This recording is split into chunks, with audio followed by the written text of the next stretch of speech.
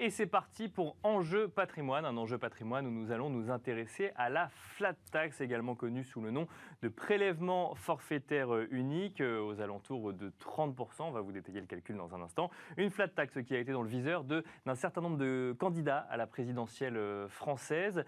Ceux qui sont présents au second tour n'avaient pas pour objectif de revenir sur la flat tax, mais on trouvait quand même intéressant en cette période de se poser la question de pourquoi cette flat tax était dans le viseur d'un certain nombre de politiques et est-elle réellement tirée d'affaire actuellement, et ce, quel que soit le résultat du second tour de la présidentielle dans quelques jours. Pour en parler, nous avons le plaisir de recevoir sur le plateau de Smart Patrimoine Frédéric Tienpon, fiscaliste associé chez GMBA Walter Alignal. Bonjour Frédéric Tienpon. Bonjour. Bienvenue sur le plateau de Smart Patrimoine. Nous avons le plaisir de recevoir également Pierre-Elliott Blum, avocat fiscaliste associé du cabinet BD Bello. Bonjour Pierre-Elliott Blum. Bonjour. Alors bienvenue sur le plateau de Smart Patrimoine également. La flat tax, donc c'est ce qu'on appelle le prélèvement forfaitaire unique à hauteur de 30%. Donc on peut détailler, hein, il y a les prélèvements sociaux à 12,2% et l'impôt sur le revenu à 17,2% pardon, et 12,8%. Voilà, on commence à s'embrouiller sur deux chiffres. Ça va être compliqué. La flat tax, on va tenter de comprendre dans quelques instants pourquoi est-ce qu'elle a été dans le viseur des politiques. Tout d'abord, c'est récent la flat tax. Ça date de la loi de finances 2018. Ça visait à uniformiser finalement la fiscalité qu'on pouvait avoir, notamment sur des plus-values ou sur des investissements, Pierre-Elliott Blum. Exactement. Donc la flat tax, ou le prélèvement forfaitaire unique, dit PFU, a été mise en place suite à l'élection d'Emmanuel Macron en 2017, et donc a été mise en place à partir du 1er janvier 2018. Ça s'applique aux revenus de capitaux mobiliers et aux plus-values sur cession de titres, afin d'uniformiser évidemment la fiscalité sur le revenu du capital. Donc c'est une imposition forfaitaire. Auparavant, c'était une imposition selon le barème progressif à l'impôt sur le revenu. Donc on a fixé un taux fixe qui s'applique de manière unique, pour simplifier et aussi pour retomber sur des montants qui étaient équivalents à des pays développés tels que l'Italie, l'Allemagne ou autres.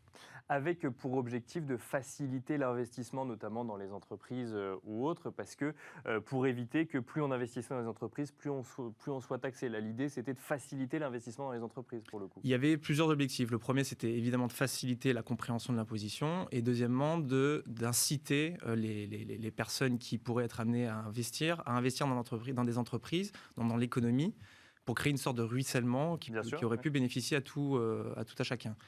Donc l'objectif, c'est d'avoir une fiscalité plus basse que l'imposition selon le barème progressif à l'impôt sur le revenu, parce qu'on peut vite atteindre des tranches marginales à 45% versus 30%, donc une imposition beaucoup plus intéressante. Frédéric Tienpon, la flat tax s'est retrouvée dans le viseur d'un certain nombre de candidats à la présidentielle. Ça a été un sujet de cette présidentielle. Alors pas que, il y a eu d'autres sujets, il y en a eu beaucoup. Si on regarde tout ce qui concerne la gestion de patrimoine, il y a eu aussi des sujets de transmission. Et il y a eu ce sujet fiscalité. Fiscalité avec... En toile de fond presque de cette présidentielle, le sujet pouvoir d'achat. Et ce sujet fiscalité, cette remise en cause de la flat tax revenait à dire on ne paye pas suffisamment d'impôts. Finalement, c'était généralement des candidats plutôt à gauche qui revenaient à dire on ne paye pas suffisamment d'impôts sur ces revenus justement de capitaux de valeur mobilière ou plus-value sur des actions par exemple. Oui, tout à fait. Là, ce qu'ils voulaient remettre en fait sur les plus-values et sur par exemple les dividendes, c'est la progressivité de l'impôt. D'accord. Donc, enlever la flat tax et mettre une progressivité avec le barème progressif directement. Donc, revenir à l'ancien fonctionnement. Revenir à l'ancien fonctionnement, qui est encore de temps en temps applicable. D'accord. Après, oui. il y a aussi, ce qu'il faut savoir, c'est qu'il y a une surtaxation qui s'applique dès qu'on dépasse un certain montant de revenu fiscal de référence. Ça s'appelle la CEHR, la contribution exceptionnelle sur les hauts revenus, qui est de 3 et 4% et qui s'applique à partir de 250 000 euros de revenu fiscal de référence pour les célibataires, par exemple. 250 000 euros de revenu fiscal de référence, pas de plus-value suite à la cession de ces titres. C'est de façon globale, en fait. Ça a été mis en place sous Nicolas Sarkozy et voilà, ça visait... c'était une contribution spécifique qui s'appliquait... de façon exceptionnelle, et théoriquement, ça devait prendre fin dès que le déficit public serait totalement remboursé. Bon, donc c'est pas le cas aujourd'hui. Et pour le coup, donc c'est toujours en place. Donc en fait, il n'y a plus de progressivité. Il y a cette flat tax et ensuite, effectivement, il y a cette contribution supplémentaire pour les très hauts revenus. Juste pour bien comprendre, cette flat tax, elle finance quoi? Peut-être toujours vous, Frédéric Tienpon. Mais je pense qu'elle va directement dans le régime général. Pour moi, il n'y a pas de fléchage, hormis même les prélèvements sociaux maintenant ne sont plus fléchés. D'accord. Vous dites pour vous parce que c'est pas forcément clair et sûr à ce stade, Pierre-Elliott Blum. Non, il y a un principe général qui est le principe de non-affectation des recettes publiques, donc on ne peut pas affecter un impôt à une dépense particulière, mais l'objectif de la flat tax était simplement de créer une sorte de ruissellement pour bénéficier à tout à chacun, comme j'ai dit précédemment, mais surtout inciter les personnes un peu plus aisées à investir sur des marchés financiers. Et d'ailleurs, il ne faut pas décorréler la flat tax avec la suppression de l'ISF et la mise en place de l'IFI. Oui, c'est ça. C'est que l'idée, c'était de taxer plus le capital, l'immobilier et moins les investissements dans l'économie réelle. En fait, moins taxer ce qui était un peu plus risqué. C'est exactement ça. De sorte à inciter, encore une fois, à investir sur quelque chose qui pourrait créer une richesse de l'économie. Inversement, l'immobilier, sauf exception, ça ne crée pas de richesse pour des salariés, par exemple. Bien sûr. Tandis qu'investir dans une société qui peut développer, investir dans le développement de crédit d'impôt, de recherche ou autre, ça peut bénéficier aux salariés. Bon, et alors pourquoi c'était autant remis en cause, Pierre-Elliott Blum ? Pour plusieurs raisons. Parce que, déjà, ça ne concerne que très peu de personnes. C'est une taxe qui concerne évidemment très peu de personnes. Ceux qui ont les moyens d'aller investir dans les entreprises. Voilà, premièrement. Et deuxièmement, ça a été vu un petit peu comme un cadeau qui a été effectué à ces personnes-là en particulier, par une baisse de l'imposition. Parce qu'encore une fois, quand c'était imposé selon le barème progressif à l'impôt sur le revenu, on était sur une imposition selon le revenu, comme le revenu du travail, donc on pouvait très rapidement monter dans des tranches très hautes et donc avoir une imposition beaucoup plus importante. Et donc certains ont vu cette mise en place de la flat tax comme une faveur qui a été faite pour une certaine partie de la population, leur permettant d'avoir une imposition moins importante. Donc si je comprends bien, on pose la question, on décrypte, mais la remise en cause n'était pas comme d'autres propositions qu'on a pu voir sur des sujets de transmission, notamment la remise en cause d'un modèle qui ne marchait plus, mais là c'était plus vraiment un sujet politique. C'était est-ce qu'on favorise ou est-ce qu'on arrête de favoriser telle ou telle personne selon sa perception de sa vision politique ?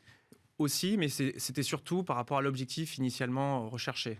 D'accord, c'est ce que je disais. Dire ça ne marche pas. Et voilà, exactement. Et il y a eu d'ailleurs un rapport de France Stratégie qui a été plusieurs rapports, mais notamment un dernier rapport qui a été rendu et qui n'a pas eu de résultats escomptés par rapport aux objectifs qui étaient poursuivis. Enfin, il y a plus ou moins 3 objectifs. La simplification du régime fiscal qui a été pour le coup respectée. Bien sûr. Il y avait le fait de vouloir s'aligner sur les pays concurrents, qui a été respecté. Et ensuite, il y avait la question du ruissellement. Et ça, on n'a pas eu assez de recul, selon le rapport de France Stratégie, pour savoir si, du fait de la mise en place de la flat tax, il y avait eu des conséquences positives sur un réinvestissement économique dans des sociétés françaises. Frédéric Tienpont, même question. Alors effectivement, vous êtes avocat fiscaliste, donc vous n'avez pas forcément la vision économique du ruissellement, mais donc aujourd'hui, en fait, d'un point de vue fiscaliste, c'est quelque chose qui fonctionne bien. La question, c'est est-ce que d'un point de vue sociétal, ça fonctionne ou c'est à la hauteur des promesses de départ ? Oui, après, nous, dans les sociétés qu'on accompagne ou dans les dirigeants qu'on accompagne, il y a quand même... ils font quand même attention sur la distribution de dividendes qu'ils font. Donc, par exemple, il y a les PGE, il y a eu la crise Covid, les distributions de dividendes, si on prend par exemple cet exemple, sont quand même, je pense, mesurées dans une très très grosse partie des sociétés.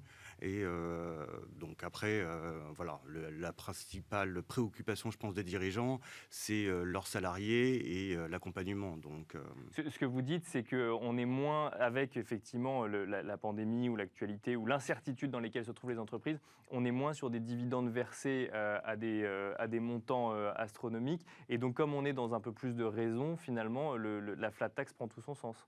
Je pense, parce que je pense qu'en 2018, il y a eu peut-être un effet d'appel parce que le taux avait, entre guillemets, baissé. D'accord. Mais par la suite, je pense que ça a été mesuré. Les dividendes ont été beaucoup plus gros. Oui. Ouais, voilà, je pense que... et en plus, c'était une reprise économique en 2018. Donc, il y a eu une reprise économique 2018. Après, il y a eu toute la partie Covid qui a mis, je pense, voilà, actuellement, c'est quand même beaucoup plus mesuré.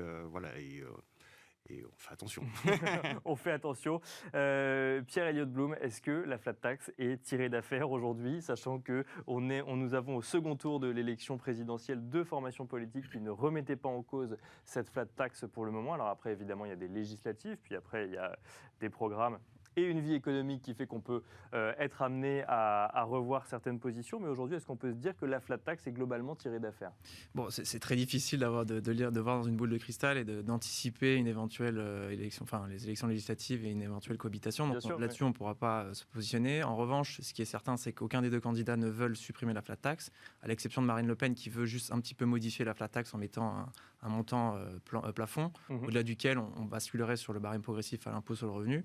Au-delà de ça, rien n'est impossible. Ce serait encore différent de ce dont vous nous parliez tout à l'heure pour les hauts revenus à 250 000 € environ de patrimoine taxable. Là, de revenus fiscal de référence.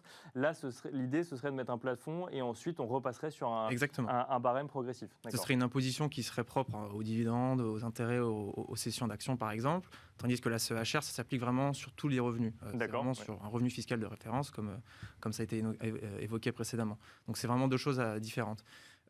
Mais encore une fois, sur l'avenir de la flat tax, à court terme, on peut pas se positionner là-dessus. Je pense avec aucune certitude que aucun des deux candidats ne veulent la supprimer. Donc a priori, ça devrait à minima continuer au cours des prochaines années. Une suppression de la flat tax, Frédéric Tiempon, ça viendrait freiner l'investissement selon vous? Parce que c'est une vraie question qu'on peut se poser, parce que ça existe depuis pas si longtemps que ça. Mais en même temps, c'est vrai que ça peut permettre de se dire que quand on veut faire des investissements en actions, alors que ce soit en direct ou en indirect, parce que finalement, qu'on soit sur des marchés financiers ou non, la flat tax existe de la même façon pour le coup. Ça pourrait venir freiner, revenir sur un barème progressif, ça pourrait venir freiner un certain nombre d'investisseurs selon vous? Oui, parce que je pense que le fait de revenir sur la flat tax on a un chiffre en tête, 30%, mais surtout les personnes à l'international ont un chiffre en tête, 30% aussi. D'accord, oui, bien sûr. Je pense qu'il faut remettre les choses dans un contexte international et donc voir la visibilité qu'on a aussi et la lisibilité vis-à-vis des autres pays. Et donc, je pense que c'est important. Et vis-à-vis des autres pays, pour l'investissement, là, ça risque d'avoir un impact important. Parce qu'effectivement, vous nous le disiez, Pierre-Elliott Blum, là, aujourd'hui, on a uniformisé par rapport aux autres pays équivalents à la France. C'est-à-dire qu'on est globalement dans les mêmes ordres de grandeur. C'était l'idée. C'était pas l'unique idée, mais c'était un des objectifs d'avoir aussi un côté attractif pour la France. Et ce dont on s'est rendu compte, c'est que depuis la mise en place de la flat tax, on a eu plus de retours aussi d'expatriés qui étaient justement partis probablement pour des raisons fiscales. Et donc, il y a un retour des investissements en France, avec un retour aussi des contribuables qui étaient partis de la France. Alors ça, c'est encore une fois allié avec la suppression de l'ISF et la mise en place de l'IFI. D'accord. Et donc là, effectivement, ça concerne des investisseurs français. Les investisseurs étrangers ne sont pas concernés par la flat tax ou peuvent être concernés par la flat tax? Alors, les investisseurs étrangers peuvent être concernés par la flat tax. Alors, c'est pas exactement la flat tax, mais c'est un équivalent. D'accord. Qui lui aussi date de 2018 ou c'est encore autre chose pour le coup? Oui, c'est lié évidemment, mais bon, après là, on rentre sur des considérations de résidence fiscale avec l'application et le cas échéant de convention fiscale. Donc, c'est quelque chose qui est assez différent. C'est pas vraiment la flat tax, mais c'est un taux de 12,8% de retenue à la source qu'on appelle. Donc finalement un peu plus d'attractivité vis-à-vis de son propre pays, si je comprends bien, vis-à-vis des investissements. Il nous reste quelques minutes. Est-ce qu'il y a d'autres sujets fiscaux dans cette campagne présidentielle que la flat tax que vous suivez de près, peut-être Frédéric Tiempon dans un premier temps? C'était les droits de succession. Les droits de succession, bien sûr. Les droits de donation et les transmissions, c'est un sujet important. Alors c'est parce qu'on l'a beaucoup abordé sur le sujet de à qui on peut donner, oui effectivement. Et donc en fait, qu'on soit en ligne directe ou indirecte, les droits peuvent être plus conséquents. Et là, c'est ce sujet. D'ailleurs, Marine Le Pen s'est exprimée sur le sujet, Emmanuel Macron aussi, je crois. Ouais. Oui, à mon sens, c'est une grosse attente des dirigeants, même de tout un chacun, pour savoir à combien, si les plafonds vont être augmentés. Il y a une grosse attente, franchement, pour voir ce qui va se passer. Vous voulez dire que côté investisseur ou épargnant, il y a une grosse attente pour savoir si on peut donner plus ou non. Voilà, exactement, parce que c'est vrai que là, actuellement, les personnes ne donnent pas forcément et regardent où on donnait jusqu'au plafond et attendent les nouvelles mesures pour voir s'ils peuvent, par exemple, donner un peu plus ou pas. Pierre-Elliott Blum, même question. C'est un autre sujet fiscal que vous regardez dans cette présidentielle. Ce serait celui-là ou Oui, bon, il y a plusieurs sujets. Il y a évidemment le sujet des droits de donation et particulièrement sur les abattements qui sont applicables. Aujourd'hui, on a des abattements de 100 000 € en ligne directe et des abattements beaucoup moins importants en ligne indirecte. Et c'est justement ces lignes indirectes-là, sur les donations indirectes, qui sont un petit peu en ligne de mire pour certains candidats. Mais au-delà de ça, il y a aussi la question de l'ISF, qui était un sujet assez primordial. On revient à l'ISF ou non Voilà, avec Marine Le Pen qui propose un ISF financier, tandis que le candidat Macron, lui, conserverait un IFI équivalent à celui qui est mis en place actuellement. Donc voilà, c'est des sujets qui sont très d'actualité, puis on aura la réponse assez rapidement. Qui vous inquiète ou pas forcément Alors inquiète, moi pas particulièrement, mais mes clients peut-être un peu plus. D'accord. Sur la question de l'ISF, oui, c'est un sujet qui est un peu plus inquiétant pour certains clients. Merci beaucoup Pierre-Elliott Blum. Je rappelle que vous êtes avocat fiscaliste associé du cabinet BDB Law. Merci Frédéric Tienpont, fiscaliste associé chez GMBA Walter Alignal. Merci à vous de nous avoir suivis et je vous donne rendez-vous demain à 13h sur Bismart pour un nouveau numéro de Smart Patrimoine.